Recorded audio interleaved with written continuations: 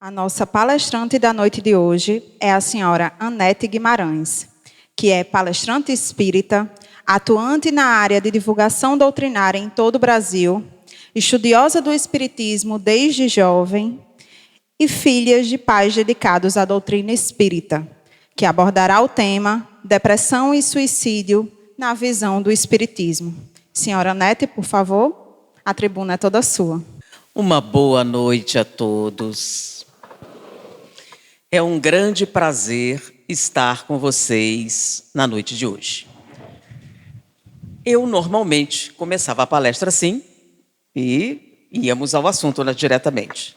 Porém, após o distanciamento social, em que tivemos que ficar longe das plateias e do convívio, nós levamos um tempo a voltar às atividades presenciais. E quando isso aconteceu, nós notamos uma curiosidade. Quando houve o distanciamento, era necessário que a gente continuasse o nosso convívio através de vídeos. Então, a gente começou a produzir material para a internet. E eu percebi um problema. Eu me cansava profundamente. Eu gravava alguns vídeos e o desgaste era uma coisa muito intensa. Eu não tinha chance de dizer, onde eu morava não tinha uma internet muito boa, então a gente tinha que gravar e a gente aproveitava um estúdio, gravava vários vídeos e eu ficava exausta. Gravava 6, 7 e acabou o dia para mim. E antes eu fazia seminários, chega a 9 horas de duração, com a maior tranquilidade. E nesse momento eu disse, nossa, a idade finalmente me pegou. Realmente estou sentindo o peso dos anos. Mas aí, retornamos às atividades. E a minha primeira viagem foi para um seminário em São Paulo. E eu deveria fazer um seminário de 4 horas de duração. Eu disse, nossa, se gravar 5 vídeos está pesando, imagina um seminário depois de todo esse tempo. Nós fizemos com relativa facilidade. E achamos aquilo muito estranho. Gravar vídeos provocava essa exaustão tão grande e um seminário não. O que era o problema? E tivemos a oportunidade de estar com o Divaldo Franco e fizemos essa colocação. Porque várias pessoas diziam, não, é que gravar vídeo é assim estressante, a pessoa fica intimidada. Mas eu já fazia esse trabalho há muitos anos e não tinha um problema tão grande assim com vídeos. E aí, conversando com ele, ele nos disse algo que fez com que agora eu mudasse a apresentação. Ele disse o seguinte, quando você faz uma palestra presencial, você dá muita coisa. Porém, algumas pessoas na plateia ficam gratificadas com o que você diz. E a gratidão é um dos sentimentos mais poderosos em termos de cura espiritual.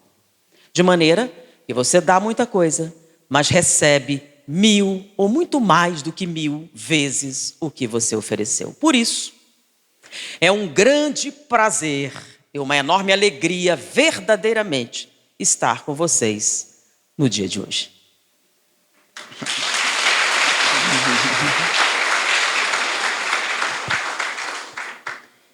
E o tema de hoje é um desafio, porque são 3 palavrinhas com significado, 3 estruturas, né? Com pensamentos mais distintos do que se supõe. Depressão, suicídio e o terceiro tema, visão espírita. Apesar das pessoas colocarem depressão e suicídio como consequências naturais ou relacionadas intimamente, e o espiritismo como observando esse acontecimento terrível, não são exatamente pensamentos que sejam congruentes. Por exemplo, vamos definir depressão, vamos colocar o pensamento sobre o suicídio e a visão espírita. Primeiro, começando com a visão espírita. A visão espírita é sempre otimista. Sempre. Não importa sob que direção você dedique o seu olhar, a visão espírita é otimista. Mesmo sobre a morte, principalmente sobre a morte. Porque o pensamento espírita é que a morte não existe. A morte é uma passagem para um outro universo. Mas e a separação? Essa é uma outra coisa que o Espiritismo torna otimista. Não há separação. Nós continuamos tendo acesso àqueles que partiram. De maneira que a visão espírita é sempre otimista. Não importa de que lado você esteja observando, você verá que a visão espírita é um lado melhor, otimista. Sobre possibilidades, sobre futuro, não há separação final, não é uma coisa definitiva. Todas as coisas têm solução, mesmo o suicídio. As pessoas retornam para continuar com suas tarefas, não importa o que tenha acontecido.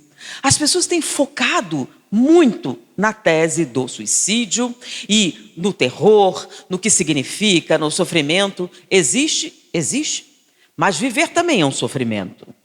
E a visão espírita é que vale a pena superar, vale a pena alcançar. Inclusive, com relação ao suicídio, o Espiritismo é uma das coisas mais significativas e importantes para nós divulgarmos, para fazer a contraposição ao suicídio.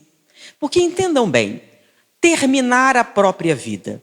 Por que alguém faria isso? Por um motivo muito mais simples do que se imagina. Porque sempre que nós agimos com um objetivo. E no caso do suicídio, o objetivo é acabar com a infelicidade. Você está tão infeliz com a sua vida que você acha que terminar seria a melhor coisa que você poderia fazer. É um pensamento que tem uma certa lógica. Você está sofrendo. Acha que o seu sofrimento não tem fim. Acha que seu sofrimento não tem solução. E você entende que seria uma maneira de encerrar isso. Acabar com a dor. Acabar com a infelicidade. Qual é o problema? O problema é que no materialismo, quando nós não acreditamos em nada além daquilo que nós observamos no mundo material, é uma solução razoável. Acabou a dor, acabou o sofrimento, está tudo resolvido.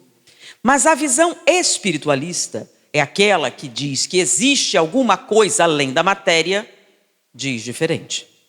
Se o seu objetivo era terminar o sofrimento, a morte não soluciona isso. Não acaba o seu sofrimento. Na verdade, fica um pouquinho mais complicado. Se o motivo de você achar que terminar com o sofrimento seja a dor, olha o problema sério. Eu sempre que falo sobre esse assunto, eu pergunto assim, vocês acreditam em Deus? Quem acredita em Deus, levanta o braço. Ótimo. Deus é bom? Deus é bom. Deus é justo? Deus é justo. Então, se Deus é bom e é justo, nós temos o que merecemos? Não. Não. Porque vocês esqueceram um detalhe. Se Deus fosse somente justo, nós receberíamos tudo o que merecemos.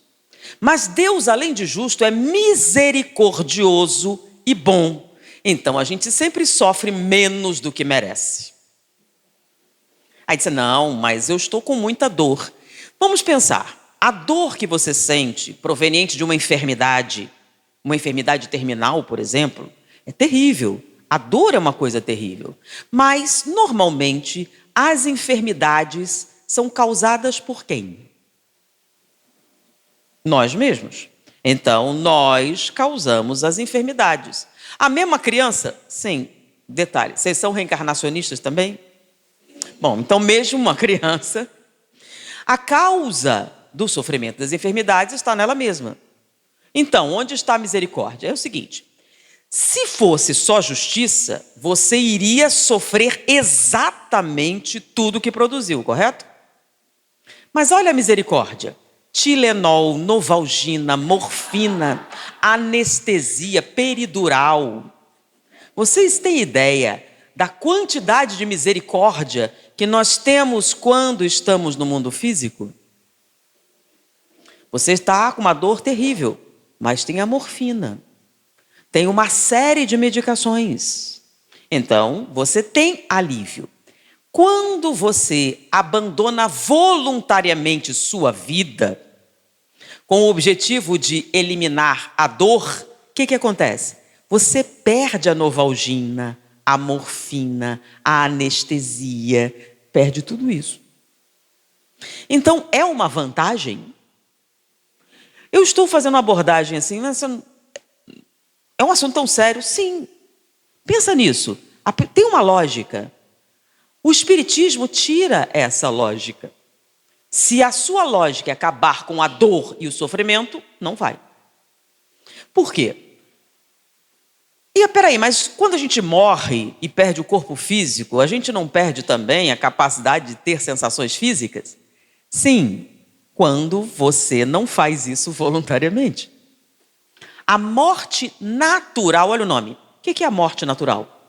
É quando o corpo físico chega ao fim naturalmente, esgota aquilo que liga o espírito ao corpo e você é basicamente expulso do corpo. Então você sai e deixa para trás o quê? Os restos mortais. Você não está mais ligado ao corpo molécula a molécula. Se você não está ligado ao corpo molécula a molécula, ele não continua enviando sinais e informações. Então você deixa de ter sensações físicas. Então, numa doença terminal, em que advém a morte física, a morte natural, é o fim de todas as dores. É o fim do sofrimento físico. A partir desse momento, você não tem mais essas sensações físicas. Porém, se estava no seu programa uma vida mais longa, mesmo que seja um pouquinho mais longa, quando você extermina o corpo voluntariamente, você só destrói o que você vê, mas não a essência que liga o corpo ao espírito. Então, nesse momento, todas aquelas moléculas semidestruídas que compõem o seu corpo físico continuam transmitindo informação para o espírito. De maneira que você vivencia todas as dores daquela degradação física. Então, em vez de diminuir a dor, você normalmente aumenta. Então, a visão espírita retira a lógica do suicídio, porque não tem nenhuma lógica. Se a ideia é terminar o sofrimento, nesse caso, você apenas aumenta, e aumenta exponencialmente. Porque além da dor física que você está sentindo, não tem mais os benefícios da morfina. Não é uma bênção? Vocês agradeceram a pessoa que inventou? Eu normalmente agradeço algumas pessoas especiais nas minhas orações. Por exemplo, o inventor do micro-ondas, do ar-condicionado, né? A morfina. Então, são pessoas que nós devemos agradecer periodicamente e demonstrar o quanto faz diferença a nossa vida. Uma dor de cabeça, você vai, toma um Tilenol, toma uma nova... Não é uma bênção? Imagina não ter isso. Vai ter que curtir ela inteirinha até passar. Então, nosso sofrimento aqui no mundo físico é muitas vezes menor do que poderia ser sem essas bênçãos. Então, é o que acontece quando você extermina o seu corpo. E eu digo exterminar, na verdade, as células, mas permanece ligado a elas, mesmo em decomposição. Então, aquelas experiências dolorosas que você lê nas memórias de um suicida, não são um castigo divino. Tipo, você vai ser castigado porque cometeu um pecado. Não, é uma lei natural, como a lei da gravidade. Então, se você cospe para cima, se não sair de baixo, cai na testa. Não é um fato? É uma lei natural, é um castigo? Não. Então, a lei da gravidade não existe? Então, as leis da física dizem que enquanto o corpo estiver ligado ao espírito molécula a molécula, ele vai continuar transmitindo informação. E ligado pelo quê? Pelo que a gente chama de vitalidade, ou, na codificação, fluido vital. Então, ele continua transmitindo. Quando é que ele para de transmitir? Quando ele se esgota. E quando é que ele se esgota? No fim natural da sua vida. Aí a morte violenta. A morte violenta existe? Sim, ele existe. O cara morreu com 20 anos, está cheio de vitalidade. Não. Ele tem aquela vitalidade. ele tem a morte violenta. É uma morte dolorosa, mas 48 horas, 72 horas depois, ele está totalmente o quê? Livre do corpo físico. É totalmente diferente que mesmo que você tenha 60 anos, se você encerre precocemente sua vida, vai continuar transmitindo. Então não é a quantidade de vida que você tem que viver ainda, e sim aquilo que liga as moléculas. Você só vai parar de sentir dor, de ter o sofrimento aparentemente físico, quando essa vitalidade estiver totalmente drenada. Isso pode durar quanto tempo? Muito tempo. E, peraí, não pode ter ajuda? Lembra da lei da física? Então, a ajuda até existe, mas não se pode fazer o quê? Alterar as leis naturais. Então, é uma lei natural. Se há ligação do corpo, você vai continuar transmitindo, vai continuar sentindo. Então, encerrar a vida para acabar com a dor não faz nenhum sentido. Mas tem outros motivos. Acabar com a vergonha. Você está muito envergonhado com as consequências das suas escolhas e quer fugir dessas consequências. Então você acha que terminando a sua vida você faz o quê? Foge das consequências. Se você é espírita, o que acontece? Você foge das consequências? Você não vai ver mais as consequências. Eu não quero ver a minha família sofrendo. E o que vai acontecer? Você vai continuar vendo a família sofrendo e você sofrendo mais ainda. Qual é a vantagem? Me diga uma única vantagem que o suicídio possa trazer. Porque pense bem, quando alguém faz essa escolha, ela está pensando em vantagens. É um pensamento, é uma vantagem. Esse sofrimento que eu estou tendo agora é o maior possível. Qualquer coisa é lucro. E não é. Não é por quê? Porque a vida não acaba. Então você continua tendo que lidar com as consequências dos seus atos, você continua tendo que lidar com aquilo que você realizou e fica um pouco pior, sem os alívios que a vida traz. Que alívio? Existe uma coisa no mundo físico que a gente não dá muita atenção. Essa sensação da passagem do tempo. O tempo passa.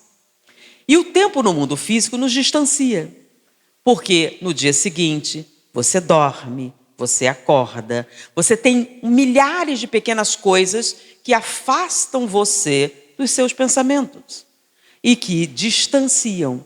Lembra? Nada como o tempo, nada como um dia depois do outro. Então, quem fala sobre isso é Daniel Kahneman, que infelizmente foi para a pátria espiritual, mas ele colocou bem, dizendo sobre a nossa felicidade. Porque a ideia do suicídio não é acabar com a infelicidade? Então, Daniel Kahneman, ele ganhou um prêmio Nobel em economia. Ele era economista? Não, era psicólogo. É um psicólogo que ganhou um prêmio Nobel em economia. Ele também teve uma indicação ao prêmio Nobel de medicina. Ele é médico? Não, é psicólogo. E teve uma indicação porque ele desenvolveu uma pesquisa muito interessante que foi candidata. Ele ganhou um prêmio de psicologia, não tem o Nobel de psicologia, então era o maior prêmio na área da psicologia por criar uma nova escola terapêutica. Então, estamos falando de alguém que ganhou quase que 3 prêmios Nobéis em áreas diferentes. Então, alguém extremamente capacitado. E entre os seus pares, eles questionaram os cientistas e pediram que eles votassem as 100 pessoas mais influentes da comunidade científica. Quem escolheu não foram jornalistas, não foram pessoas comuns, foi a própria comunidade científica. Então, a comunidade científica votou nas 100 pessoas mais influentes, Daniel Kahneman era um deles. E ele estava lendo um artigo de um bioquímico francês, que estava estudando os efeitos do cortisol no corpo físico. E é uma coisa relevante pelo seguinte: há muito tempo nós já sabemos o quanto a mente afeta a nossa saúde. Que a nossa saúde não é apenas um fator físico, é um fator físico e um fator mental. E uma das coisas mais significativas, foi na década de 50, 60, foi que o estresse, a angústia, o sofrimento, a dor, qualquer tipo de processo mental de sofrimento e dor produz uma substância chamada cortisol. E que essa substância na corrente sanguínea e acumulada tem efeitos adversos na nossa imunidade. Então, quanto maior o nosso sofrimento mental, mais suscetíveis nós estamos a doenças físicas. Então, nós comprometemos a nossa resposta imunológica. O sistema imunológico é responsável pela nossa defesa ante qualquer ataque, seja de qualquer tipo de micro-organismo, veneno, toxina, não importa. Então, uma bactéria, um vírus, um veneno, uma substância tóxica, todas essas coisas que nos atacam, nós usamos o sistema imunológico para nos defender, matando os micro-organismos, diminuindo o impacto das toxinas, ou seja, tudo que nos ataca, nós respondemos com o sistema imunológico. Então, o cortisol diminui a eficácia do nosso sistema imunológico. Então, quando você tem um sofrimento mental, esse sofrimento mental, de determinada magnitude, compromete o sistema imunológico. Então, você fica mais suscetível a doenças. Vou dar um exemplo. Você tem pressão alta. Pressão alta de várias causas e etiologias, e você está sendo tratada por um médico, e ele te dá captopril, te dá isso, te dá aquilo, você toma os seus remédios e sua pressão está o quê? Estabilizada. Você tem que tomar os remédios, está tudo bem. Aí você recebe um telefonema que a sua filha teve um problema sério e sua pressão descompensa. Aí você vai no médico, ele aumenta seu captopril, ele muda seus remédios? Não, ele te dá Lexotan. E aí melhora a pressão, e aí um amigo seu toca a pressão alta, meu filho, eu tenho um remédio aqui, ó, chama Lexotan, toma que melhora a pressão. A pessoa toma e não melhora. Por quê? Lexotan melhora a pressão? Não. Mas eu tomei e minha pressão ficou boa. Porque o seu problema era a pressão? Não. Sua pressão estava medicada. O que aconteceu foi o quê? Uma resposta emocional muito intensa descompensou a sua pressão. Então, o que o médico tratou foi o quê? A sua ansiedade. Diabetes é a mesma coisa, sua diabetes está estável, aí você tem um problema emocional e ela descompensa. Você aumenta a insulina? Você muda os remédios? Não. Você melhora o quadro mental e estabiliza o problema.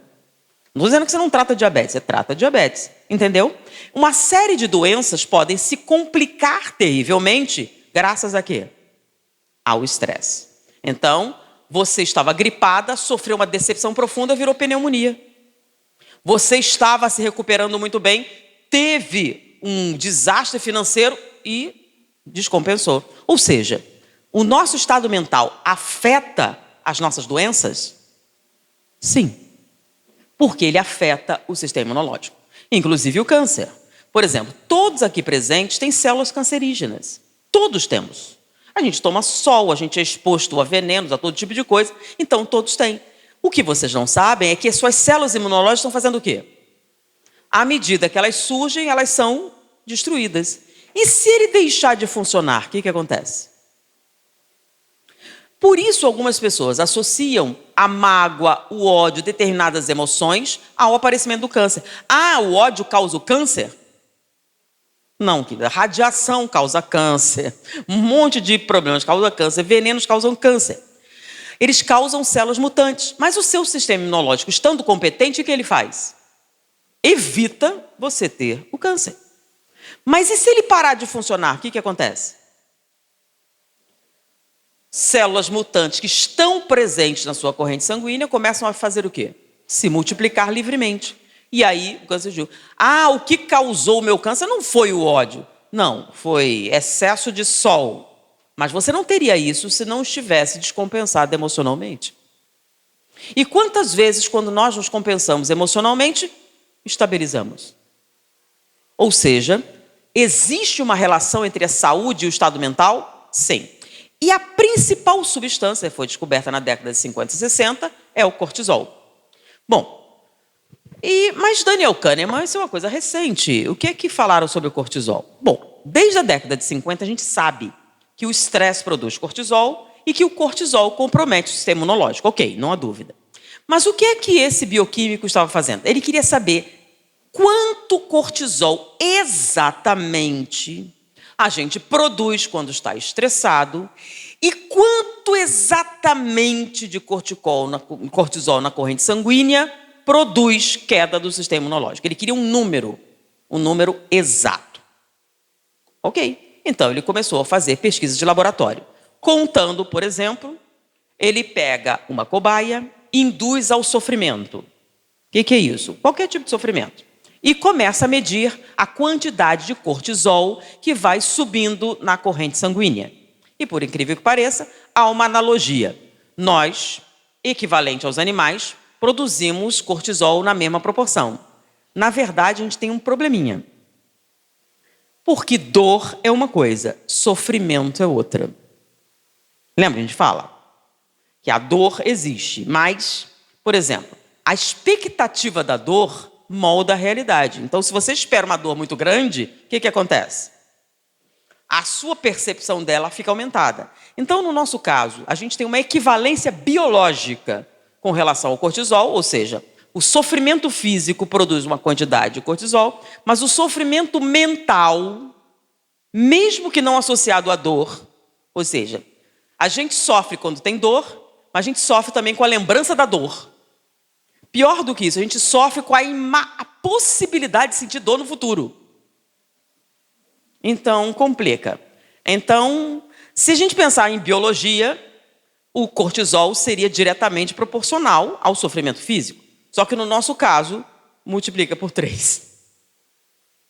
A expectativa da dor e a lembrança da dor aumentam isso. Bom, mas vamos pensar apenas do ponto de vista biológico, só para não exagerar. Então, multiplica. O que ele fez? Ele, então, mediu a quantidade de tempo e a quantidade de cortisol. E o que aconteceu? Ele viu que é uma unidade de tempo correspondente. Então, quanto maior o sofrimento, quanto maior a sua duração, maior a quantidade de cortisol. E tem um pequeno problema com o cortisol, é que uma vez na corrente sanguínea, mesmo quando ele é degradado, ele ainda tem um efeito residual. Então, por exemplo, você produz uma quantidade de cortisol, ele funciona, quando ele é degradado, funciona metade, funciona menos, mas continua funcionando. Se você jogar novo cortisol, ele vai se somar com aquilo anteriormente. Então, ele funciona por saturação. Foi? Bom, diante disso, ele fez um gráfico com relação ao tempo de duração do sofrimento e a quantidade de cortisol. E o mais importante, quanto cortisol tem que estar na corrente sanguínea para afetar o sistema imunológico? Então, à medida que o cortisol vai subindo, quando ele chega num determinado nível de saturação, eu não vou entrar em tantos detalhes químicos, tá? Mas vocês podem pesquisar na internet ou então perguntar para o ChatGPT. Quando chega em um determinado nível, ele começa a lentificar as respostas imunológicas. Ela vai ficando mais lenta. Quanto mais tempo, então olha só, o cortisol vai subindo. Quando chega num determinado momento, lembra que mesmo que ele degrade, ele continua funcionando? Ele vai funcionar continuamente, entenderam? Então, quando o cortisol chega ao ponto de funcionar continuamente, ele compromete diretamente o sistema imunológico. Lentifica. Então, traduzindo. Quando o nosso sistema imunológico fica diminuída a sua eficácia em 5%, você começa a ter alguns sintomas. 10% você está doente. 30% significa que o seu sistema imunológico é totalmente incompetente. Então, 30% de cortisol contínuo diminui em 68% a eficácia do sistema imunológico, equivalente a uma leucemia grave ou AIDS ativa. Ou seja, você não consegue fazer frente aos micro-organismos presentes no seu corpo e você começa a disparar uma quantidade de infecções oportunistas. Traduzindo, você morre. Então, se houver 30%, tá? 30%. Então, do seu dia, 30% de presença constante de cortisol diminui em 68%. Ok. E isso é o quê? Tempo. Tempo. Então, eu vou fazer uma outra pergunta. Vocês são felizes? É uma pergunta. Vocês estão felizes agora? É outra pergunta. Vocês sabem a diferença? Então, o que é estar feliz? Vocês estão felizes agora? É um momento presente. Você está feliz agora. Você é feliz? É outra pergunta. Mas, matematicamente, há uma relação direta entre elas, correto? Então, estar feliz é o momento presente. Ser feliz é o quê? A soma de todos os seus momentos. Então, vamos pensar no seu dia, 24 horas. Então, se eu tivesse referência ao seu dia de 24 horas, eu poderia, você está feliz agora? Sim. Você é feliz? Aí você diria, como é que você sabe? Então, ser ou não ser feliz seria a soma desses momentos, correto? Então, se 50% dos seus momentos foram felizes, 50 mais 1, você é ou não é feliz? Você é feliz. Se 50 mais 1 dos seus momentos forem infelizes, você é infeliz. Então, vamos pegar uma semana. Seria a mesma coisa. Para você ser feliz, 50% mais 1 dos seus momentos seriam momentos o quê? Felizes. Mas olha o nosso problema. O problema é que se vocês estão saudáveis, estão tendo algum sintoma agora? Estão saudáveis? Nós podemos afirmar, se vocês são saudáveis nesse momento, que 95% dos seus momentos são o quê? Felizes. Espera aí, mas eu não posso estar feliz. Não, olha só, se você não está infeliz, está o quê? Ok, vamos contar assim. Então, se você não tem nenhum sintoma, se você está doente, o que significa? E se 30% dos seus momentos estiverem infelizes? Você morreu e não sabia. Então, se você está saudável nesse momento, fazendo frente a todos os ataques que vêm do mundo exterior, nós podemos afirmar que 95% dos seus momentos são felizes. Peraí, mas não é bem assim. Não confunda felicidade com euforia, né? Olha, pensa bem se não é uma felicidade. Um pão quentinho com café. Enjoa. Você pode todo dia aquele pão quentinho na padaria com café. Quer ver aquele copo d'água perfeito? Na temperatura perfeita? Quem toma Coca-Cola? Coca-Cola gelada no ponto.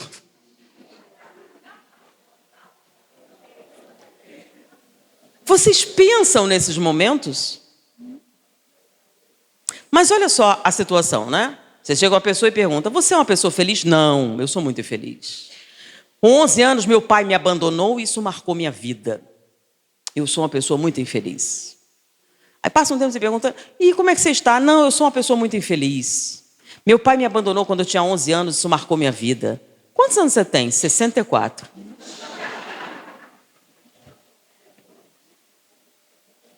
Depois daquele momento, nada de bom aconteceu nunca mais? Vocês estão vendo? Se eu perguntar assim, vocês lembram a última vez que quebraram a perna? Que fizeram a cirurgia? Vocês lembram, né? Lembra a última vez que você bebeu o copo d'água perfeito? O último café no ponto? O sabor de uma comida? Uma paisagem, você diz, nossa, que coisa linda. Uma música. Coisas no seu dia a dia que você não lembra. Lembra a última música linda que você ouviu?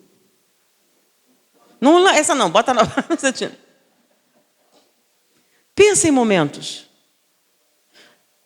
Então, e essas coisas todas não contam? A sua vida é uma soma de momentos infelizes? Não funciona. Lembra na separação? Alguém esteve junto por 60 anos. Vocês já viram essa história? Desencarnou, alguns dias depois ele desencarna também? Um mês.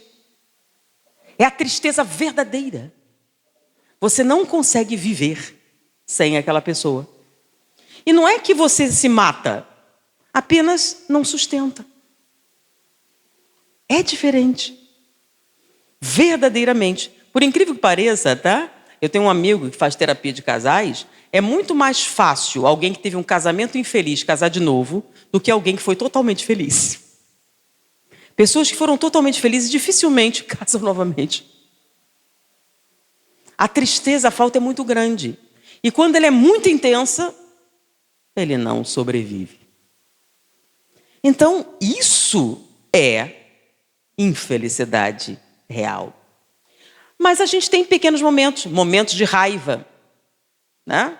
Então, por exemplo, eu conversando com uma amiga que estava reclamando que ela estava brigada com outra pessoa. Mas fulana me aborrece, ela me deixa zangada, me deixa isso, me deixa aquilo. Eu disse, nossa, ela tem o poder mágico de mexer no seu humor?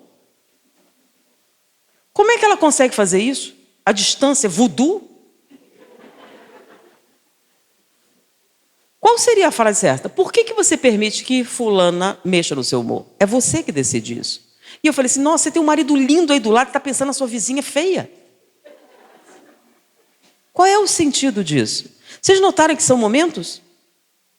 Mas você lembra com força. Então, quer ver uma coisa? Você chega para a pessoa e elogia. Nossa, o trabalho foi lindo, maravilhoso. O que a pessoa pensa? O que ela quer de mim? Agora, se disser, está horrível, você acredita imediatamente. É ou não é? 30 pessoas elogiaram. Uma achou ruim, você só lembra esse. Isso é infelicidade? Ou isso é a sua fixação no momento? Lembra? Com 11 anos, meu pai me abandonou, isso marcou minha vida. Pois é, nunca mais você esquece. Você faz questão de fazer o quê? Todo dia, meu pai me abandonou com 11 anos. Todo santo dia. Não é um esforço enorme que você tem que fazer para lembrar? Então, tem o término do relacionamento, que causa muita infelicidade, não causa? Eu já disse que eu vou abrir uma fábrica, eu vou fazer um sucesso enorme, eu vou vender uma camiseta. Nessa camiseta vai estar escrito assim, vamos amar ao próximo. Porque o anterior você já sabe que não deu certo. Não é uma coisa óbvia? Por que é que você fica ali? Por que você fica vitalizando aquilo? Ah, mas isso é difícil. Tem certeza que é difícil? Vou dizer uma coisa sobre o cérebro. Tem uma região do cérebro chamada amígdala, não é essa da garganta, no cérebro. E ela controla padrões. Então, por exemplo, você está pensando numa coisa ruim que aconteceu e fica ali. Se você estiver preocupada com o seu equilíbrio, você esquece. Então, por exemplo, o relacionamento terminou, foi um fracasso, acontece com todas as pessoas. Com todas as pessoas? Eu vou fazer uma pergunta muito importante. Onde está escrito que quando você se apaixona por alguém, a pessoa tem que corresponder? Onde está escrito isso? Então, não é uma certeza, é?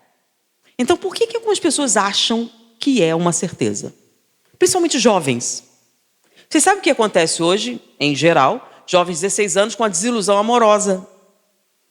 O que elas fazem? Terminam com a própria vida.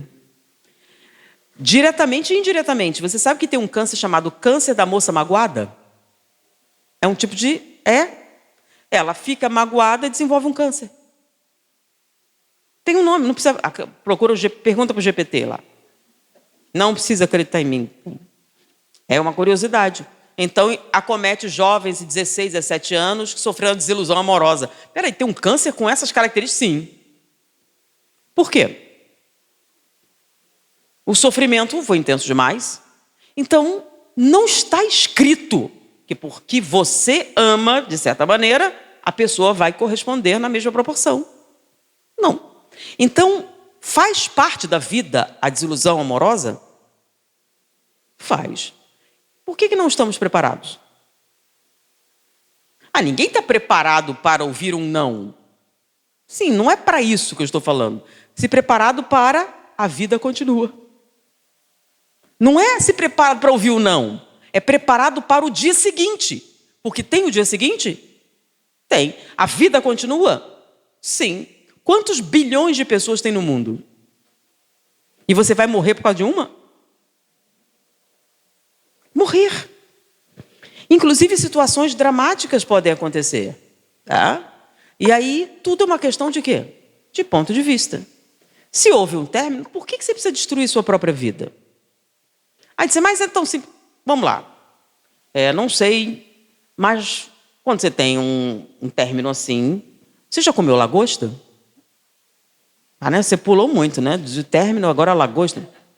Se você nunca comeu lagosta, sabe como é que compra? Então, você nunca comeu lagosta, não sabe como é que compra. Você terminou seu relacionamento, está pensando, ele sentava nesse sofá, eu ouvi essa música, pensa numa lagosta.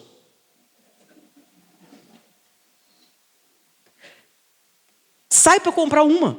Chama alguém, porque possivelmente você não sabe, né? Você já comeu lagosta? Não. Pega uma amiga, vamos comprar uma.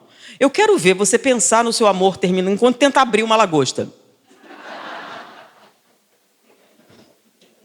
E não pode desperdiçar, porque é caro, né? Então, uma comida cara, vocês vão ter que se concentrar. Como é que a gente faz essa lagosta? Como abre essa lagosta? Como é que faz? Vocês estão entendendo? E quando você estiver fazendo isso, duvido que você esteja pensando em alguma coisa. E quando a lagosta acabar? Gente, compra um bacalhau, vai comprar uma outra coisa. Comida não falta, coisas para fazer. Você já visitou a cidade vizinha? Não. Você já foi? Planeja, faça alguma coisa desafiadora que tire você desse centro. Então, na hora que você estiver assim, São Paulo, mas dá medo, exatamente. Na hora que você estiver com medo de São Paulo, não está pensando nada. E aí, o que você faz? O mesmo que os alcoólatras anônimos fazem. Lembra? Qual é o primeiro passo? Admitir que tem um problema, certo? Você levanta, eu, fulano, sou alcoólatra. Bom, e aí você diz, nunca mais eu vou beber. Nem você acredita, é ou não é? Então, não. Agora, se você disser hoje, só hoje, possível? Hoje, só hoje? É possível. Hoje, só hoje é possível. Ok, só que amanhã é outro dia. Hoje, só hoje. E outro dia, hoje, só hoje. E assim se passaram 100 anos, gente. Funciona assim. Um dia de cada vez. Se você disser nunca mais, nem você acredita. Mas hoje, só hoje. Então, hoje, só hoje. E o nosso dia não é feito de um monte de momentos agradáveis? Você levantou, sua cama é agradável, seu colchão é bom. Se não é, compre outro. É um bom investimento. Terminou um relacionamento, vai dormir melhor. Colchão velho, joga fora. E tenha um dia agradável. Pão quentinho, levanta e compra. Saia, experimente. Tenha experiências sensoriais positivas. Encha o seu dia de momentos felizes. Os pensamentos vão vir? Vão, mas não vai ser a maior parte do seu dia. Porque você escolheu que não seja assim. Ou seja, eu falei de umas coisas bem terríveis, né? Término de relacionamento, ingratidão, uma série de outros fenômenos, mesma coisa. E a visão espírita é otimista. Não existe fim. Não existe. E o suicídio não resolve. Pelo contrário, você aumentou o seu sofrimento. Ele que te deixou e você que tem que se destruir? Qual é o sentido disso? Por que você tem que pagar por um crime que você não cometeu? Pensa nisso. Então, não é inevitável que você sofra. Tá? Você não pode obrigar alguém a te amar. Agora, quem deveria te amar? Quem? Você mesmo. Você deveria se amar. Por que você não está se amando? O que é que tem de errado com você? Ah, ele me deixou. Sim, é problema dele. E você com você mesma? Por que você acha que merece esse sofrimento? Por que você acha que merece estar aí? Pensa nisso. Faça uma abordagem diferente. Você não merece nada melhor? Porque ao contrário do que algumas pessoas dizem, houve uma época, eu tinha um professor de psiquiatria que levava os alunos do Instituto Médico Legal. Então, a gente fazia um estágio ali, fazia perícia, e um dia chegou uma senhora que havia apanhado brutalmente do marido. E ela foi pedir um exame de corpo de delito para fazer uma medida cautelar. E foi feito. E passou algum tempo, ela volta. Ela arrumou um namorado, o namorado bateu nela. E ela foi atrás de uma, como chama? Ordem de restrição. Ok. Pela terceira vez ela apareceu. Ela arrumou outro namorado, o namorado bateu nela. E aí um dos alunos, que por acaso era um dos mesmos anteriores, disse, essa daí gosta. E o professor ouviu. Chamou a atenção, como é que é? E o rapaz foi se defender, professor, vai dizer que todo homem bate em mulher? Ou ela é muito azarada? É uma pergunta razoável, né? Todo homem bate em mulher? Ela é muito azarada? É isso que vocês pensam? Mas veja bem, se ela gostasse, por que não ficou com o primeiro marido que já dava o que ela queria? Ela não terminou o relacionamento? Um casamento? Ela não terminou 2 outros relacionamentos? Ou seja, ela gosta disso? Se ela gostasse, continuava. Mas se ela entrar numa sala com 100 homens, de quem ela vai se aproximar? Não, é esse o erro. Ela não vai se aproximar de quem bate, porque ela não gosta de apanhar. Ela vai se aproximar daquele que ela acha que merece. Se você acha que não merece nada melhor, você nunca vai se aproximar de um homem que vai te dar coisas boas. É esse o segredo. Você não busca coisas ruins. Você só não acredita que mereça coisas boas. Então, um homem lindo, alto, forte, rico, maravilhoso chega para você, eu te amo, quer casar comigo? Qual o primeiro pensamento? É muita areia para o meu caminhão, aí tem coisa. É isso? Uma pessoa maravilhosa não pode te amar? Não. Por que não? Porque eu não me amo, logo aí tem coisa. É esse o segredo. Então você tem amigas que te botam para baixo. Por que você continua? Você sabe que ela te bota para baixo. Por que você vai atrás? Porque você acha que não merece nada melhor. Pessoas melhores, você não se aproxima, você não permite. Então, digamos que uma pessoa com essas características maravilosas diga, eu te amo, quero casar com você. Você casa que não é besta, né? Mas você fica esperando, vai acontecer agora. Agora vai acontecer. Agora vai mostrar a verdadeira face. Agora... E aí, quando não vem, você começa a ficar ansiosa, né? E aí você começa a fazer o quê? Testar. Aí você torna a vida da pessoa um inferno até que ela vai embora. Não falei? Não disse? Não disse? Sabia. Você afastou. Mas por que você afastou? Você não gosta de coisa... Não tem lógica isso. Realmente não. Nós gostamos de coisas boas. Nós não nos aproximamos porque achamos o quê? Não merecemos nada melhor. Então, nós temos amigos ruins, relacionamentos piores ainda, porque não merecemos coisas boas. Quer ver uma coisa engraçada? Eu conto isso, é uma história pessoal, né? Eu tive vários abortos, foi um problema muito sério para engravidar, para ter os filhos. E, finalmente, eu estava com meus filhos e tinha ganhado muito peso, que eu tive que fazer repouso. Então, eu estava bem acima do peso. Quanto acima do peso? Eu estava andando com meu marido e passou uma mulher e disse, ô gostoso, larga essa gordinha para ficar comigo. E aí, como você se sentiu? Nada. Como assim, como foi? Meu marido falou para mim, você não me ama, né? Você não me ama. A mulher deu em cima de mim, você nem fez nada. Como é que pode? Pensa bem, eu estou acima do peso, ele é um cara atlético, bonitão, mais novo do que eu. Tem uma coisa errada aí, né? Por quê? Por que ele não poderia me amar? Por que ele não poderia gostar de estar comigo? Eu acho que ele fazia muito bem de estar comigo. Por que eu iria me preocupar? Eu posso obrigá-lo a me amar? Então, me preocupar com isso faz diferença? Não. O problema é que quando você se preocupa muito com isso, sua vida é um inferno. Você é uma pessoa mal-humorada, você é desagradável, você está sempre pensando no quê? Na coisa ruim que vai acontecer. Acontece por quê? Porque você queria. Agora, pensando... Gente, já ouviram falar do negócio da lei da atração? Não? Esquece, sintonia vibratória?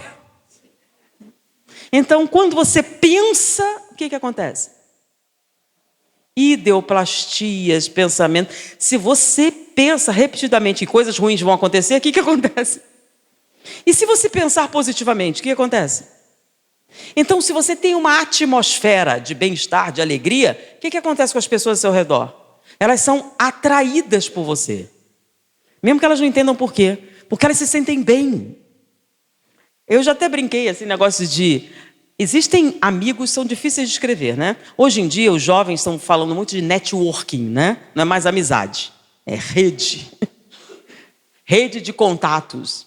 Então, hoje, você seleciona os amigos. Inclusive, tem, assim, uma lei que diz que o seu sucesso é definido pelas pessoas ao seu redor. 5 pessoas fracassadas, botam fracassado também. Nossa, já pensou? Na família? E aí, você tem que se cercar de amigos poderosos, senão sua vida não decola. Então, você tem que selecionar. Então, imagine, você faz uma festa com a sua networking ali, tá? A festa está bombando. Você, inclusive, pagou para algumas pessoas famosas irem lá, né? Sabia que tem um cachê? Pois é, tem um monte de gente ali. E aí chega uma pessoa e diz: sua festa está um sucesso, né? Estou vendo várias pessoas importantes. Porque as pessoas que você seleciona para serem seus amigos é assim: vem cá, você cozinha bem? Não? Será que vale a pena eu ser amiga dela? Tudo bem, você não cozinha bem. Tem casa de praia? Não. Você tem algum parente juiz do Supremo? Então você faz sua rede dependendo do quê? Do que a pessoa pode oferecer. E aí, mais ou menos assim, eu te chamo para sair, você me chama para sair, né? E a gente continua um relacionamento. Você me dá um presente, eu olho quanto você gastou mais ou menos e te dou um presente no valor equivalente. Não é não? Porque não pode ter prejuízo, pode? Então, todas as suas relações estão calcadas no quê? No que você pode obter de vantagens sociais. Isso é amizade? Então, você tem uma festa cheia de pessoas VIPs, mostrando o seu sucesso social, né? Que você está em ascensão. E aí tem lá uma sociedade. Nossa, sua festa está um sucesso. Quem é aquela pessoa? Uma amiga minha. E aí, ela é famosa? Não. Tem algum parente famoso? Também não. Ela está usando um vestido muito bom. Fui eu que dei. E ela é alguém? Não, não é ninguém. Bom, é inteligente? Também não. O que ela está fazendo na sua festa? Sabe que eu não sei? Mas ela não pode faltar. Se ela não tiver dinheiro, eu pago. Se ela não tiver uma roupa, eu arrumo. Ela precisa estar. Ela é famosa? Não. Ela é rica? Não. Sabe cozinhar? Não. Nem é inteligente, nem brilhante. Na verdade, ela não tem absolutamente nada de especial. O que ela está fazendo na sua festa? Sabe que eu não sei? Mas uma coisa você pode saber. Se ela não estiver, não é a mesma coisa. Sim, então ela tem alguma coisa. O que é? E o grande problema é que muitas pessoas têm essa pessoa e não conseguem responder essa pergunta. E a resposta é muito, muito simples. Sabe o que é? Essa pessoa que não tem nada de especial, não é bonita o suficiente para chamar atenção, nem feia o suficiente para chamar atenção, é uma pessoa absolutamente insignificante, que não tem nada que a distingua dos outros, mas ela tem algo que faz toda a diferença para você. Sabe o que é? Quando ela está com você, as coisas ficam melhores. Por quê? Porque ela tem uma característica fantástica. Quando você está alegre, ela fica alegre. Quando você fala para ela das suas conquistas, ela: que bom, amiga, você merece. E isso faz com que o seu prazer aumente. Porque nós gostamos de compartilhar. Não é? Lembra, você está na fila do filme, se não tem ninguém, você comenta com um estranho. Sentar num restaurante sozinha, sem ninguém para falar. É uma peça de teatro, você começa a conversar com um estranho. Nossa, que incrível. É ou não é? Porque quando nós compartilhamos, o prazer faz o quê? Mas ela tem algo ainda mais especial. Quando você está sofrendo, ela fica triste por você. Quando as coisas não vão bem, ela sofre. Ela compartilha. E não sei se vocês sabem que quando você está sofrendo e alguém compartilha, o sofrimento diminui. Então, o sofrimento compartilhado diminui e a alegria compartilhada aumenta. Então, é uma pessoa inestimável, porque ela te faz feliz, sem fazer absolutamente nada, só de existir. Sabe o que é isso? A amizade verdadeira. Quando essa pessoa está perto de você, ela não é o que ela vale, não é o dinheiro, nem o que ela pode fazer, é o sentimento que ela produz em você. Então, quando você está feliz, ela fica feliz. E quando você está triste, ela fica triste. E isso te alimenta. É uma pessoa amável. E está tão raro. E o mais incrível é que, às vezes, você não percebe isso. Só quando ela não está lá. Porque quando ela não está lá, quando ela falta, é um vazio. É um vazio tão grande que nada preenche. E você nem sabia o valor incrível que essa pessoa tinha na sua vida. Ela simplesmente é amável. Ela simplesmente gosta de você, verdadeiramente. Não pelo que você possui, não pelo que você pode dar, por você. E a gente não está mais pensando nisso. A gente fica procurando valores monetários, físicos, de todo tipo, e esquece dos verdadeiros valores espirituais. E amar não tem nada a ver com sua capacidade intelectual, com a sua beleza, com a sua inteligência, com o seu poder, com a sua capacidade artística. Nada. São pessoas que te valorizam porque sim. Não é incrível? Parece fantasia. Mas você conhece uma pessoa assim? Que faz falta. Então ela sempre está. Porque ela faz diferença. Quando ela está, tudo é melhor. E nem é porque ela faz alguma coisa diferente. A presença dela faz isso. Ela gera paz. E o que ela tem? Esse que é o segredo. O que ela tem? Ela é humilde, verdadeiramente. Não entendi. Se veste pobremente? Não. As pessoas confundem humildade com vaidade e outras coisas. Não. Uma pessoa verdadeiramente humilde, ela acredita que todos têm o direito de errar, que ela não é melhor do que ninguém. Por isso ela aceita você como você é e não te julga nunca. E como ela não julga, em volta dela só tem paz. Porque você nunca se sente mal quando está perto dessa pessoa. Pois é, se Deus permite, quem sou eu para não permitir? Então, quando você está triste, ela fica triste. Quando você está alegre, ela fica alegre por você. Porque ela acha que você tem todo o direito de ser feliz. E fica muito triste quando isso não acontece. E se solidariza com você. Pois é, pessoas humildes são assim. Parecem tão insignificantes, mas são terrivelmente necessárias para que a gente possa ser feliz. Porque elas trazem isso em volta de si. Vocês sabiam disso? Desse valor da humildade? Essa característica? Basicamente, elas não sentem inveja. Nunca. Porque inveja é um veneno. E aí chega a questão, falamos da visão espírita, falamos sobre o suicídio, que não é uma solução, mas vamos falar sobre a depressão, né? A depressão normalmente está associada ao suicídio. Mas vamos pensar no significado, na definição. Que o grande problema da comunicação é conceito e definição, tá? Conceito é o que você acha que alguma coisa é. Definir é dizer isso de tal maneira que não se confunda com outra coisa, ok? Depressão é uma palavra. Tristeza é outra palavra. São a mesma palavra? Não, tá? A pessoa com depressão está triste?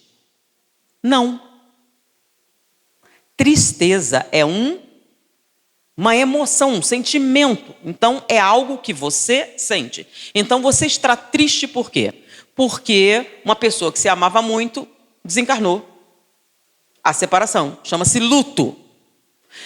Seu pai morreu. Quão ligada você é a seu pai? Muito ligada. Então você sente falta? Sente. Sentir falta é um sofrimento? Sim. Chama-se luto. Agora, qual a intensidade desse sofrimento? É proporcional ao seu relacionamento com seu pai. É um relacionamento distante. Você sente falta do seu pai, das lembranças e tudo mais, mas você não convivia tão intimamente com ele. Não havia uma relação muito intensa. Se essa relação for muito intensa e constante, a falta será o quê? Maior. Bom, todos nós temos o nosso limiar de tolerância. O que é limiar de tolerância? Quanto tempo você aguenta uma criança gritando ao seu lado antes de tomar uma atitude? Pensa nisso. Isso acontece. Mas quanto você aguenta? Tem gente com 5 minutos só sai do sério. Tem gente que é um tempo muito maior. Mas se você tiver com dor de dente, é ao mesmo tempo? Então, o limiar de tolerância é quanto você suporta o sofrimento, tá? Antes de ter uma reação. Várias coisas podem diminuir seu limiar de tolerância, correto? Então, você perdeu o seu pai, que você amava muito, e você está muito triste. Tristeza é o quê? Sentimento. Você morre e a tristeza continua existindo. Então, é um sentimento. Então, você está triste. Ok, só que a tristeza produz cortisol? Produz ou não produz? Produz. Então, se você tiver tristeza por um largo tempo, você não começa a comprometer sua saúde? Sim. Só que no momento em que você, no caso, nem estou falando seminológico, você pode atrapalhar os seus neurotransmissores. Você pode entrar num desequilíbrio orgânico. Um desequilíbrio de neurotransmissores. E aí, o que acontece? Você não consegue sair sozinha. Sua tristeza aumenta e você começa a manifestar fisicamente. E aí, um médico sugere que você tome um antidepressivo. Aí você toma. O que acontece? Sua tristeza passa? Não. Porque tristeza não cura com remédio. Você continua triste. Mas todo aquele mal-estar, aquela sensação de incapacidade diminui. Então, o antidepressivo faz o quê? Diminui aquela intensidade que já era orgânica. Mas não vai tirar a sua tristeza. Nada tira a tristeza. Nem o tempo. Você vai distanciar-se disso. Mas tristeza é um sentimento. Não cura com remédio. Também não cura se você nunca mais pensar na pessoa. Então, tristeza é um sentimento. É um sentimento de natureza o quê? Humana. Nós sentimos tristeza. Por vários motivos. Ok, você começa a ter, tá, a manifestação física da tristeza. Como seria? Quando você está triste, você tem vontade de rir? Não. Tem vontade de sair para se arrumar? De passear? De comer coisas gostosas? E uma série de coisas que você não faz quando está triste, certo? Bom, você está triste? Não. Aconteceu alguma coisa? Não. Eu simplesmente não tenho vontade de fazer nada. E qual o motivo? Não tem.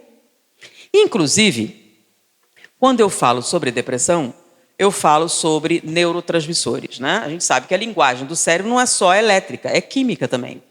Só que existe um problema de falar sobre neurotransmissores, que é o seguinte, tá? Até o presente momento, olha, o presente momento estou falando há algum tempo atrás, até agora não mudou, disseram que aumentou, mas por enquanto, para mim, ainda estão 73 neurotransmissores, tá? Então, até o presente momento, descobriram 73 neurotransmissores. Eles sabem mais ou menos para que servem 11, tem certeza de 7, mas só tem tratamento para 3. Bom? Então, a gente está muito longe de saber exatamente como o cérebro funciona. A gente tem uma vaga ideia. Tá bom? Eu vou falar só dos 3 que têm tratamento, tá bom? Ah, você não falou do GABA, você não falou disso, não falei porque não tem remédio, por que eu vou falar? Vou falar dos 3 que tem alguma coisa para fazer, tá bom? Os 3 são serotonina, noradrenalina e dopamina. Tem remédio para esses 3? Tem. Se você tem falha de serotonina, tem remédio que aumenta. Se tem falha de dopamina, tem remédio que melhora. Se tem falha de noradrenalina, tem remédio que melhora. Se você tem excesso também, tá? Então tem aqueles que aumentam eles e tem aqueles que diminuem. E tem a associação entre eles.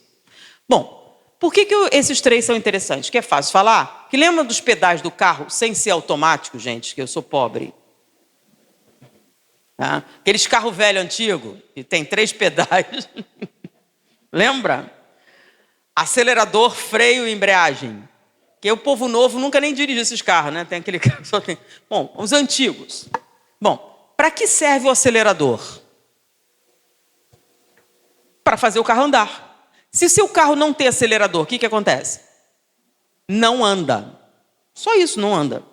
Pois é, no cérebro, o acelerador é a noradrenalina. A noradrenalina é o neurotransmissor que permite você fazer coisas. O que acontece quando a noradrenalina baixa ou falta? Simplesmente você não faz. O quê? Nada.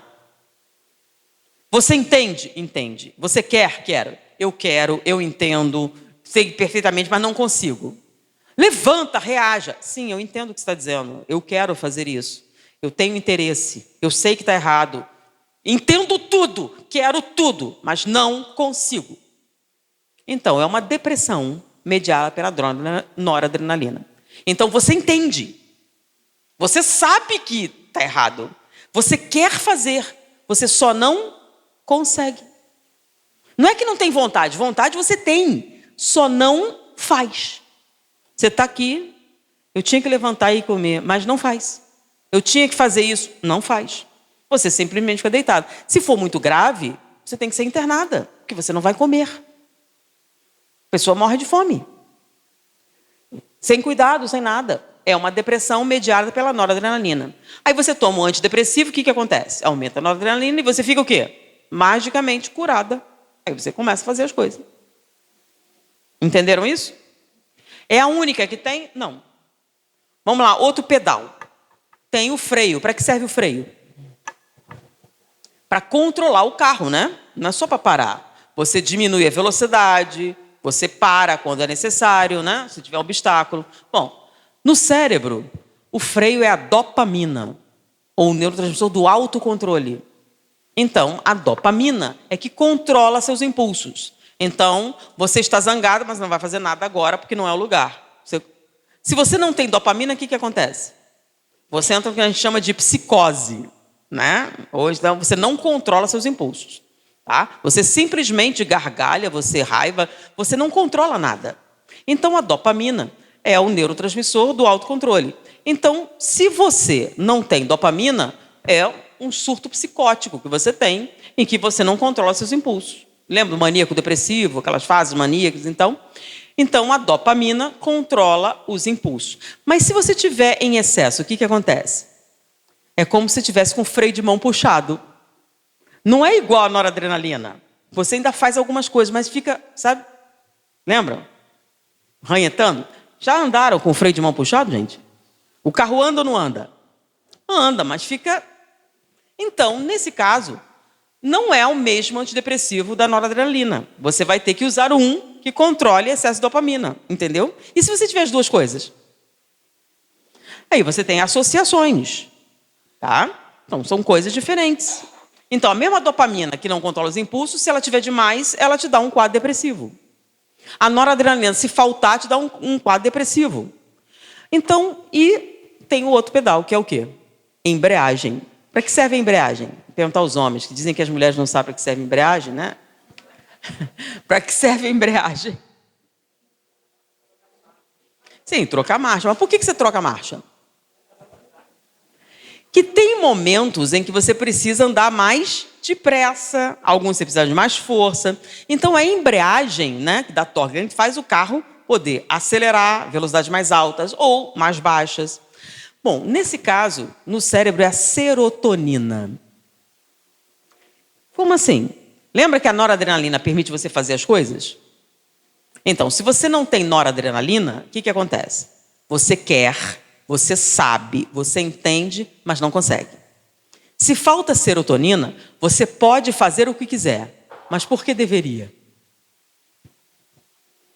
Você pode ir para onde quiser, fazer o que quiser, mas não tem vontade de fazer nada.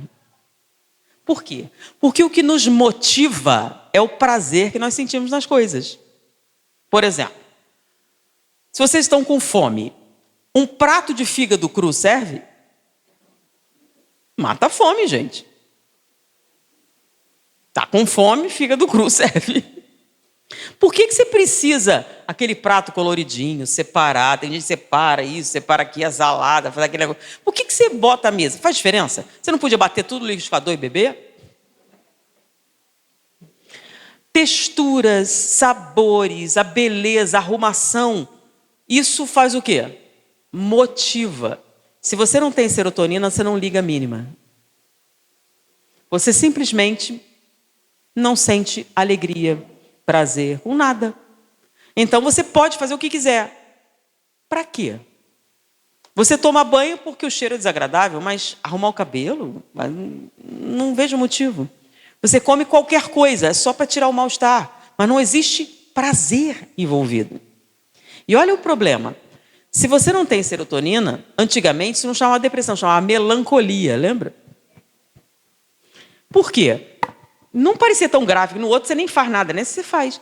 E esse fica pior pelo seguinte: você tem uma jovem senhora que teve um neném, aí você vai visitar tudo arrumadinho, o neném bonitinho, perfumado, e aí você vai levar um presente, nossa, que bebê lindo, e ela sorridente, recebe você. E aí um mês depois você soube que ela se matou. Como? Eu vi ela outro dia, estava super bem. Ela parecia bem.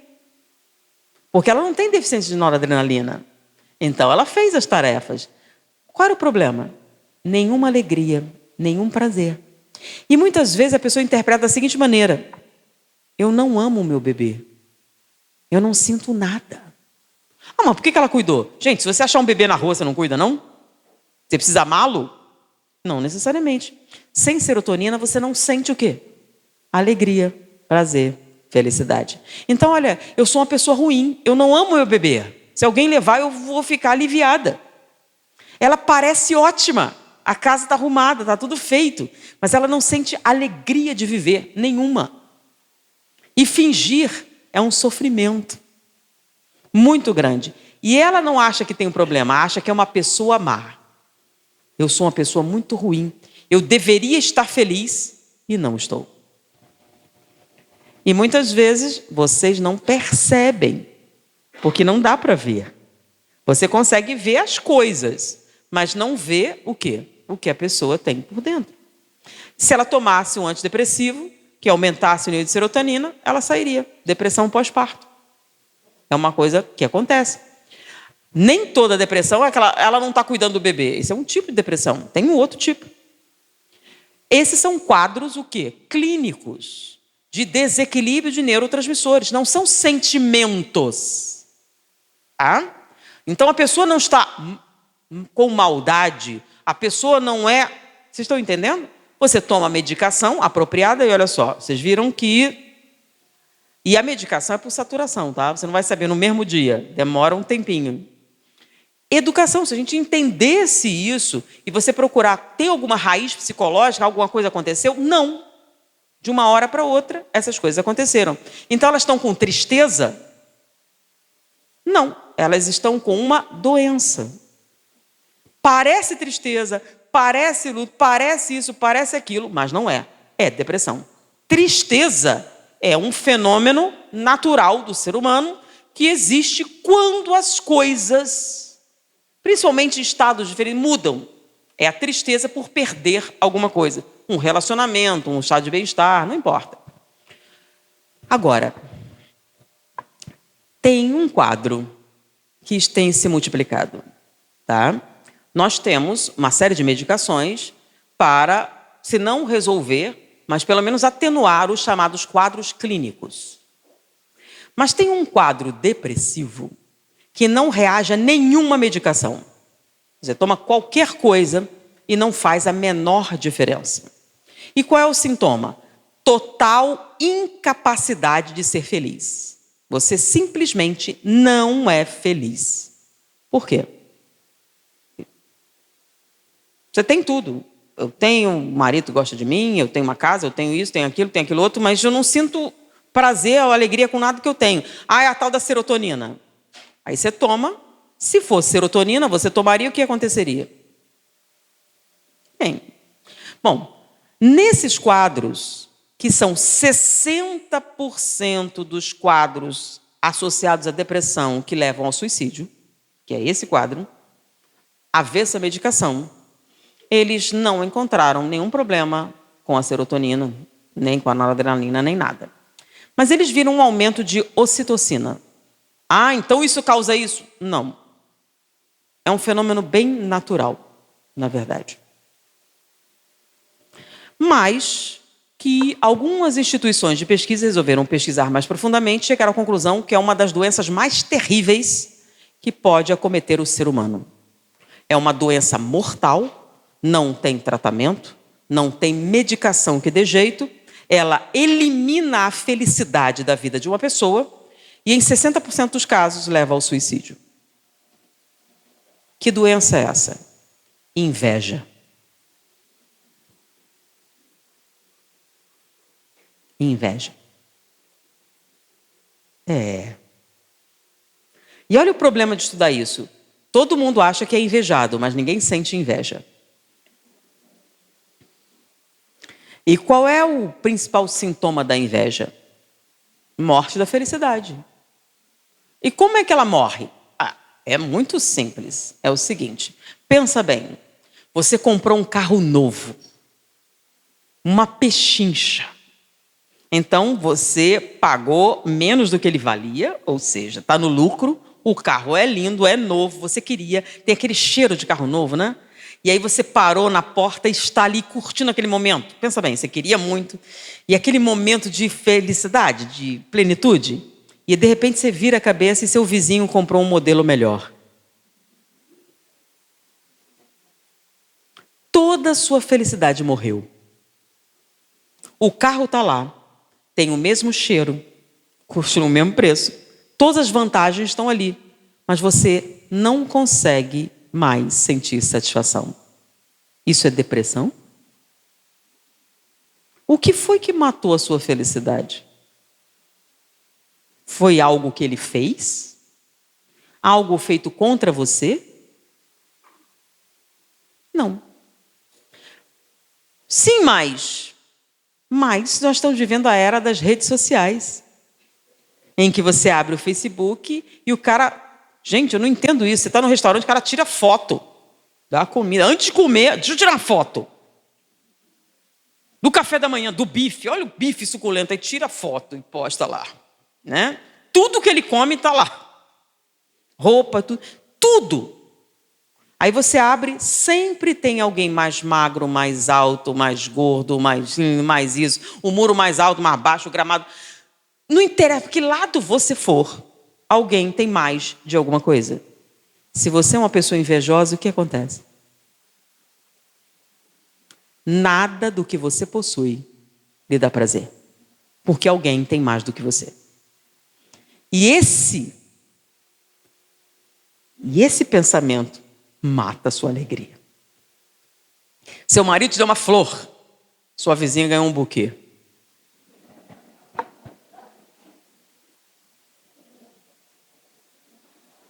Pensa assim. Não, mas eu não sinto isso, não. Quando alguém vem contar uma coisa boa para você, qual é o seu primeiro impulso? Alguém chega, meu filho passou no vestibular. Aí vem aquele... Também nessa faculdade porcaria?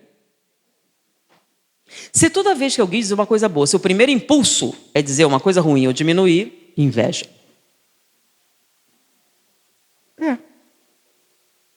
O problema é que num determinado nível a inveja tira a sua felicidade. Num outro nível se te transforma num monstro. É quando você persegue o que você acredita ser a origem da sua infelicidade. Você tenta diminuir a felicidade alheia porque você se sente melhor.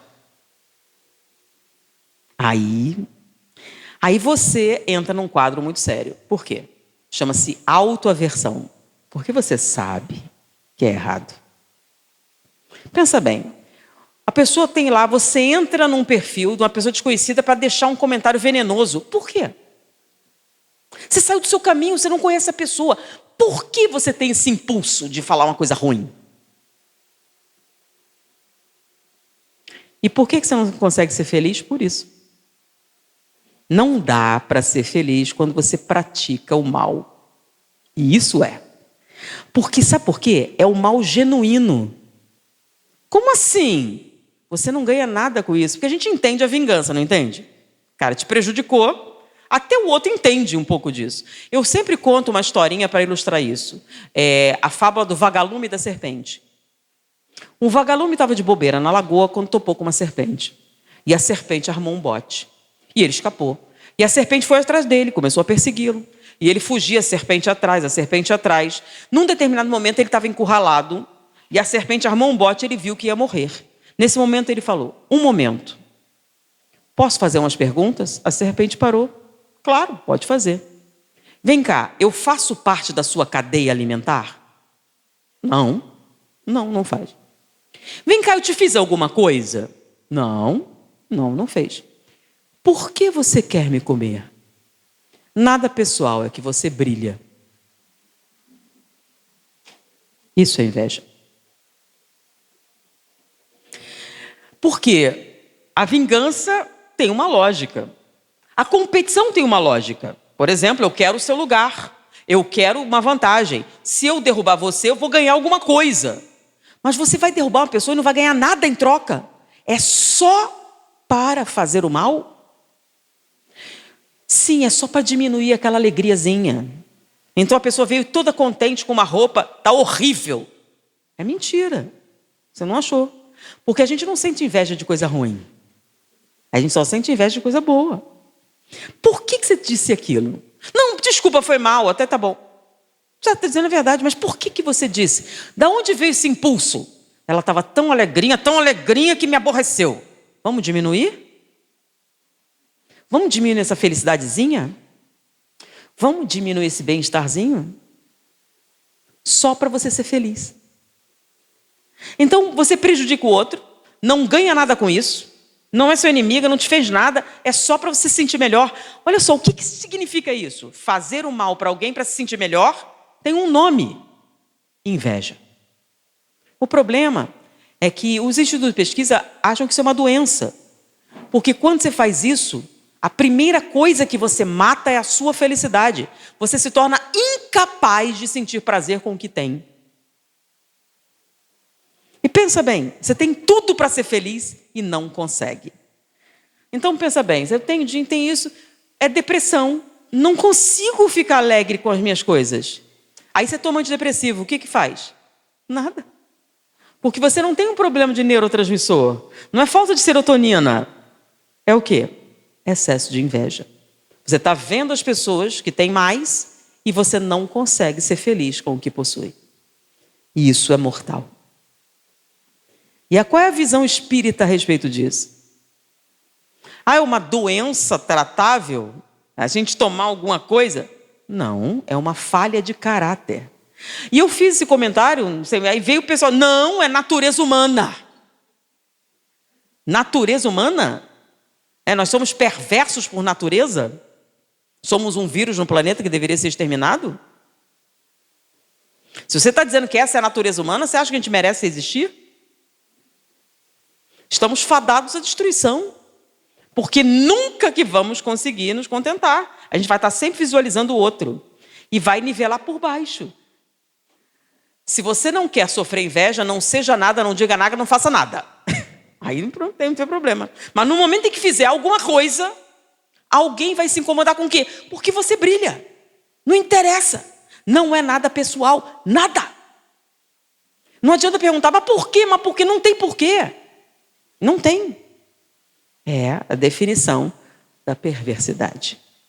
É o mal gratuito. Você faz o mal para se sentir bem. Você faz o mal para se sentir feliz.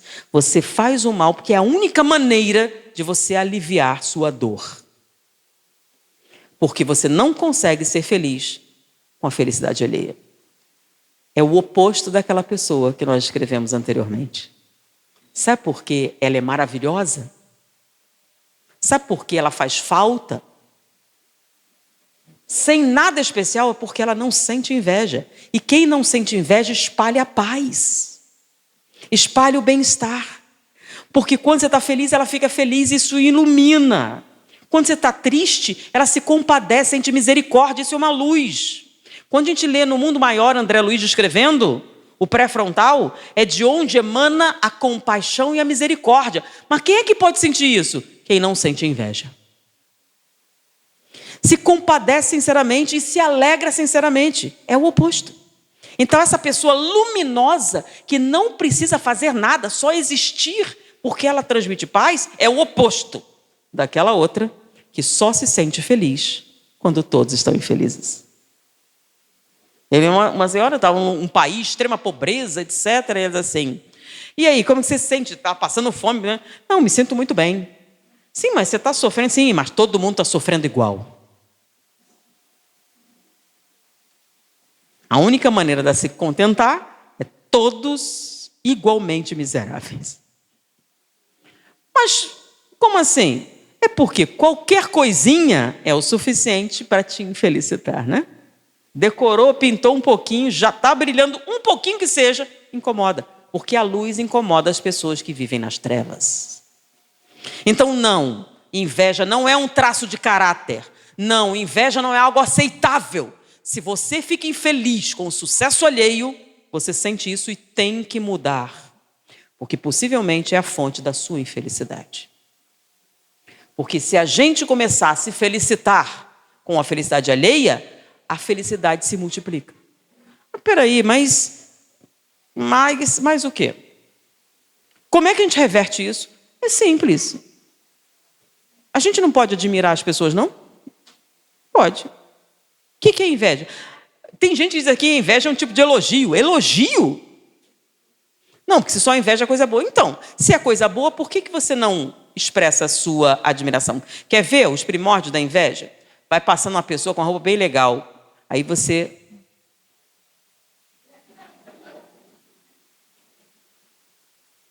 Vem cá, você não pode admirar, não? Nossa, a blusa, está linda a sua blusa. Onde você comprou? Transforma a inveja em motivação. Vem cá, se ela tem, por que você não pode? Vem cá, onde você comprou essa blusa? Eu fiquei interessada. Linda a sua bolsa, onde foi? Expressa. As pessoas têm vergonha de sentir admiração. Nossa, você é linda. É um prazer olhar para você. Não, não pode. Por que não pode? Por que você não pode apreciar a beleza, o talento, o sucesso, o bem-estar, a aparência, o sapato, a comida, o que for? Por que você não pode apreciar as coisas boas? Por que você não pode se felicitar do fato delas existirem e ser um motivo para você buscar isso também? Se ela conseguiu, vem cá, eu tentei esse concurso, não passei. O que você fez que você passou? Qual é o problema? Pergunta o que foi que ela fez. E se ela não me contar? Pergunta para outra pessoa.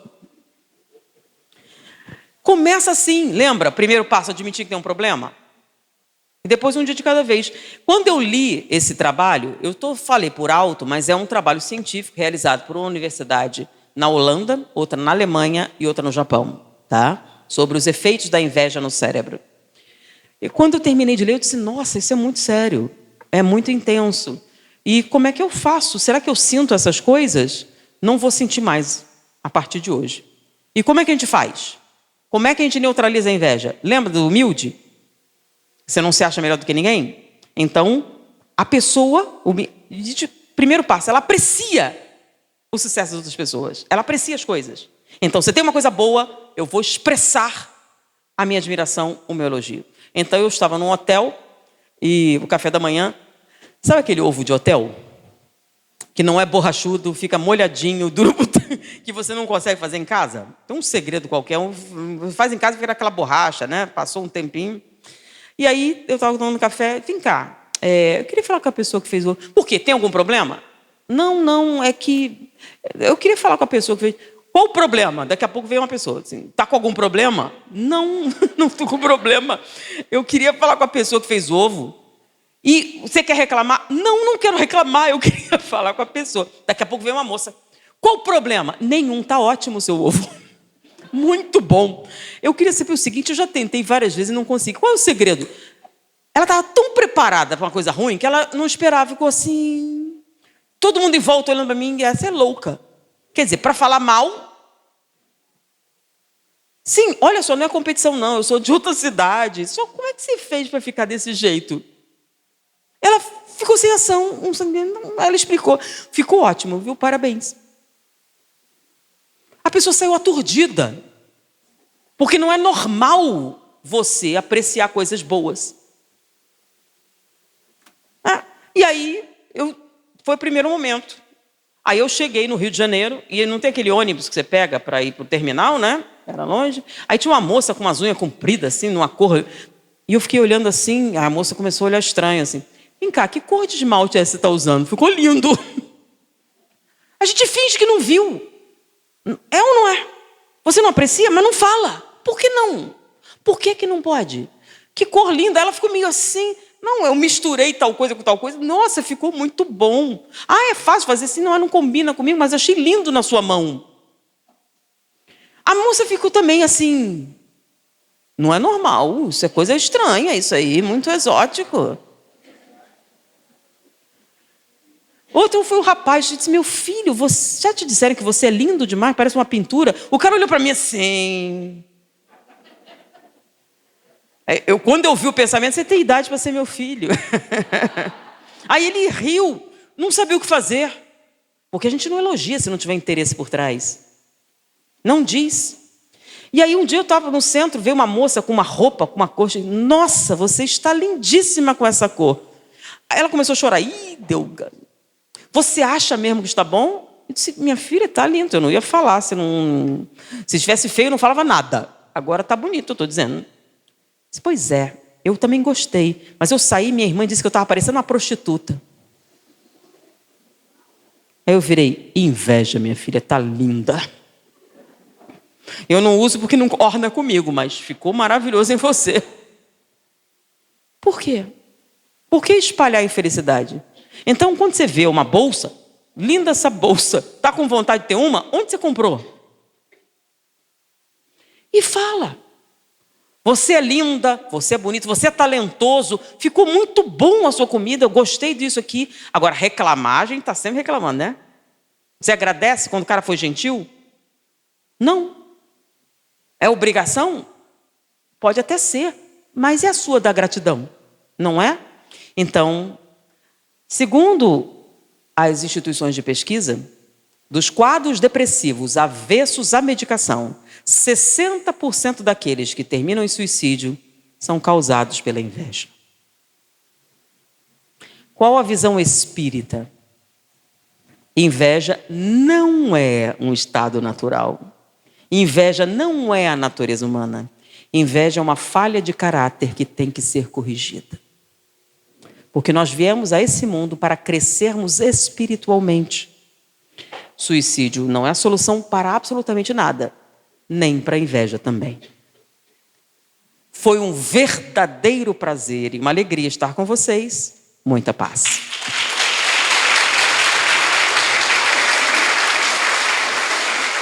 Agradecemos à senhora Anete Guimarães pela brilhante palestra proferida na noite de hoje, bem como a todo o público aqui presente que engrandeceu este encontro.